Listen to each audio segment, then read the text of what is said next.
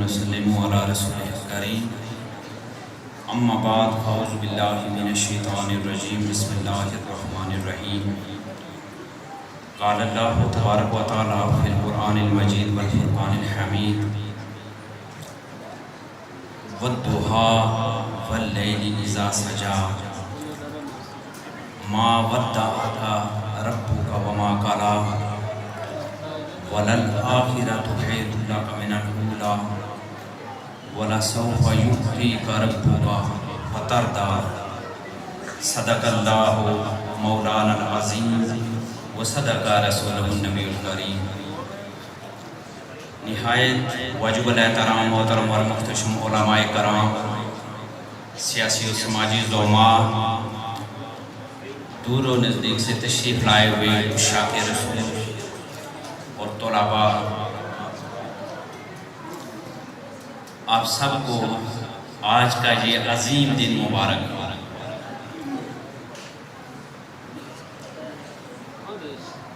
میں سمجھتا ہوں کوئی انسان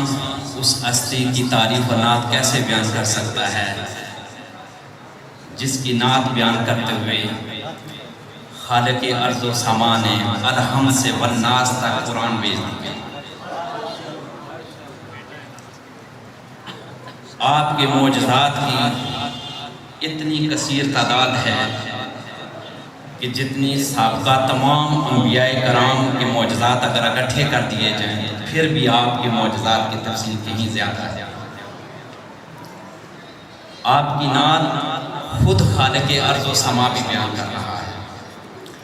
اور قرآن مجید فرقان حمید نے آپ کی زندگی کو اسوہ حسنہ قرار دیا اور آپ کو خلق عظیم یعنی اخلاق کے بلند ترین منصب پر فائز قرار دیا۔ میں فقط آپ کے سامنے یہ التماس کرنا چاہتا ہوں کہ آج ہم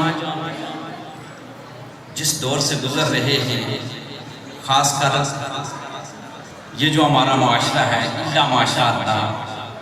ہم اخلاقی طور پر بہت زیادہ تنزلی کا شکار ہیں۔ ہم جس ہستی کے نام لیوا ہیں، عاشق ہیں، امتی ہیں، غلام ہیں، دو ہستیاں ایسی ہیں، ایک اللہ تعالیٰ کی ہستی کا کوئی ادراک نہیں کر سکا اور ایک یہ ہستی ہے یعنی تاجدار کائنات صلی اللہ علیہ وسلم کی ذات سلطہ صفات۔ اس ہستی کا ادراک اللہ کے سوا کوئی نہیں کر سکتا کہ ان کا مقام و مرتبہ کتنا بلند ہے، لیکن جو بظاہر حیات تجربہ ہے اس سے ہمیں پتہ یہ چلتا ہے، ہمیں چاہیے کہ ہم سیرت طیبہ کا مطالعہ کریں،